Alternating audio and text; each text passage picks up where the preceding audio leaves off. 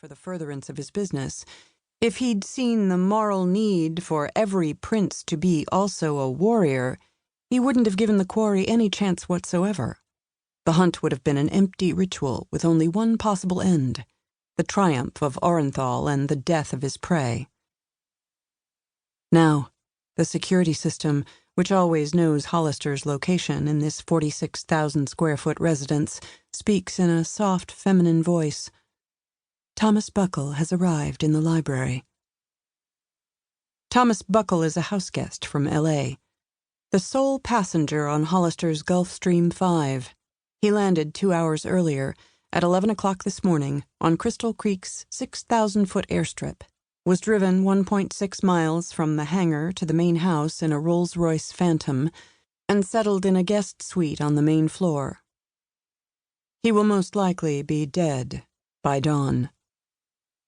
The house is a sleek, ultra-modern masterpiece of native stone, glass, and stainless steel, with floors of limestone on which ornately figured antique Persian carpets float like lush, warm islands on a cold, pale sea.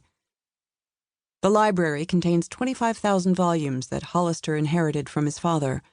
The old man was a lifelong reader of novels, but his son has no use for fiction. Wainwright Warwick Hollister is a realist from his epidermis to his marrow. Orenthal also read many works of philosophy, forever searching for the meaning of life. His son has no use for philosophy, because he already knows the two words that give life its meaning: money and power. Only money and power can defend against the chaos of this world and ensure a life of pleasure. Those people whom he can't buy, Hollister can destroy. People are tools, unless they decline to be used, whereupon they become merely obstructions that must be broken and quickly swept aside, or eliminated entirely. With no need for his father's books, he had considered donating the collection to a charity or university, but instead moved them to this place as a reminder of the old man's fatal weakness.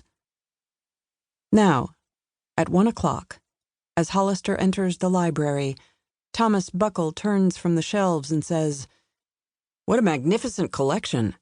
First editions of everything from Ray Bradbury to Tom Wolfe, Hammett and Hemingway, Stark and Steinbeck. Such eclectic taste." Buckle is 26. Handsome enough to be an actor, though he dreams of a career as a famous film director. He has already made 2 low-budget movies acclaimed by some critics, but box office success has eluded him. He is at a critical juncture, an ambitious young man of considerable talent, whose philosophy and vision are at odds with the common wisdom that currently prevails in Hollywood, which he has begun to discover will limit his opportunities. He has come here in response to a personal phone call from Wainwright Hollister, who expressed admiration for the young man's work and a desire to discuss a business proposal involving film production. This is a lie. However, as people are tools, so lies are nothing more than the various grips that one must apply to make them perform as wanted. Upon the director's arrival, Hollister had briefly greeted him. Now there is no need for the formalities of introduction.